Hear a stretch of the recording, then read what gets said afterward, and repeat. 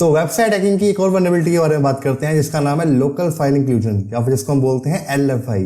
तो ये वल्नरेबिलिटी तब आती है जब एक अटैकर किसी वेबसाइट के सर्वर की लोकल फाइल को इंक्लूड कर देता है और फिर हम उसमें कोई सेंसिटिव डेटा देख सकते हैं। तो फॉर एग्जांपल मेरे पास यहाँ पर कोई वेबसाइट है, लगा लो कोई वेबसाइट यहाँ पर लेता हूँ test.com, और इस वेबसाइट पे कोई डेटा है, लगा लो कि कोई न्यू डेटा नाम का कोई पेज है। तो जैसे मैं क्लिक करता हूँ न्यू डेटा के पेज पे तो मेरे पास यहाँ पर कुछ ऐसा URL बन के आ जाता है जिसमें लिखा आता है पेज इक्वल टू न्यू डेटा.php। तो बेसिकली इसमें यहाँ पर न्यू डेटा.php नाम की फाइल को यहाँ पर इंक्लूड किया गया है। तो ये फाइल उस सर्वर में प्रेजेंट थी तो यहाँ पर ये इंक्लूड हो चुकी है।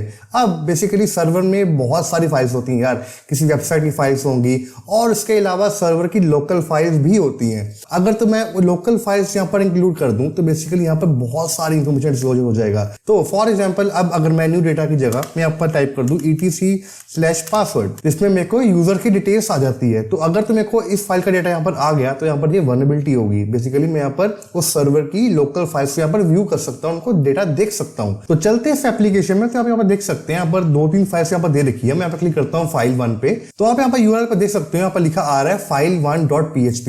बेसिकली यहाँ पर ये फाइल यहाँ पर ओपन हो चुकी है, file1.php यहाँ पर इंक्लूड हो चुका है। अब अगर मैं इसको यहाँ पर चेंज करके यहाँ पर लिख दूं मैं etc/password, क्या मेरे को ये फाइल यहाँ पर डिस्प्ले करेगा। करता हूँ इसको एंटर।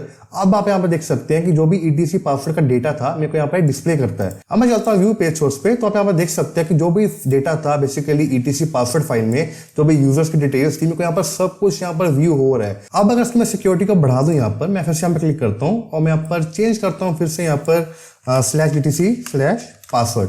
अब मेरे को यहाँ पर लिखा आ रहा है एरर फाइल नॉट फाउंड।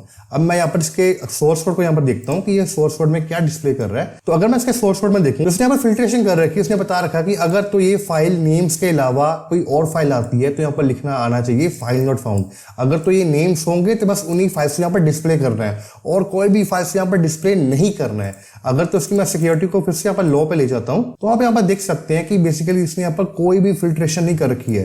ये बेसिकली जो भी हम फाइल्स को यहाँ पर नेम दे देंगे मेरे को यहाँ पर डिस्प्ले कर देगा। तो और हैकिंग वीडियोस के लिए डू फॉलो।